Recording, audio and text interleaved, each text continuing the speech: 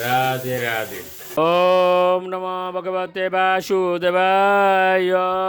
ওম নমো ভগবতে বাসুদেবায়। ওম নমো ভগবতে বাসুদেবায়। শ্রীমদ্ ভাগবত তৃতীয় স্কন্দ স্থানম সৃষ্টির স্থিতি অষ্টবিংশতি অধ্যায় ভগবদ্ভক্তি সম্পাদন সম্বন্ধে কপিল দেবের উপদেশ। শ্লোক 1। শ্রী ভগবান উবাচ युगैश्य लक्षणं बक्षे सविजयस्य नृपात्मजे मनो येनैव विधिना प्रसन्नम याति সৎপতম। অনুবাদ।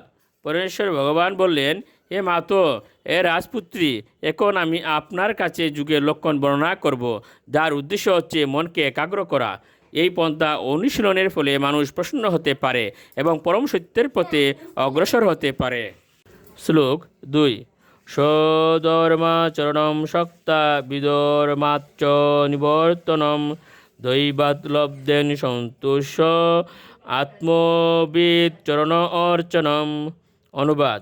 মানুষের যথাসাধ্য স্বধর্ম আচরণ করা উচিত এবং বিধর্ম আচরণ পরিত্যাগ করা উচিত। ভগবানের কৃপায় তিনি যা প্রাপ্ত হন তা নিয়ে তার সন্তুষ্ট থাকা উচিত এবং শ্রী গুরুদেবের শ্রী পাদপদ্মের আরাধনা করা উচিত। শ্লোক 3।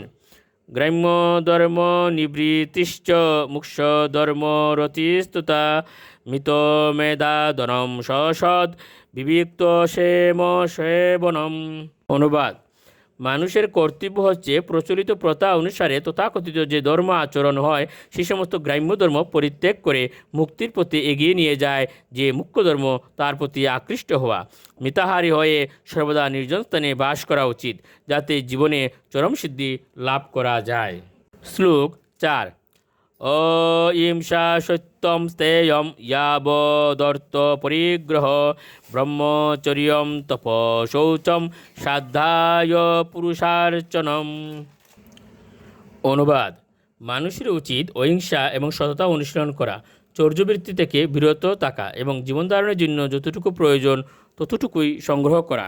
তার উচিত ব্রহ্মচর্য পালন করা, তপস্যা অনুষ্ঠান করা, পরিষ্কার থাকা, বেদ অধ্যয়ন করা এবং পরমেশ্বর ভগবানের আরাধনা করা। শ্লোক 5।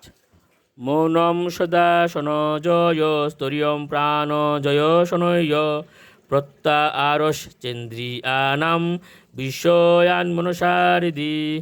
অনুবাদ।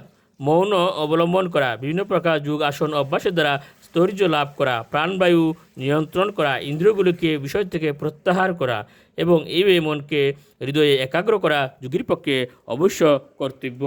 রাধে রাধে।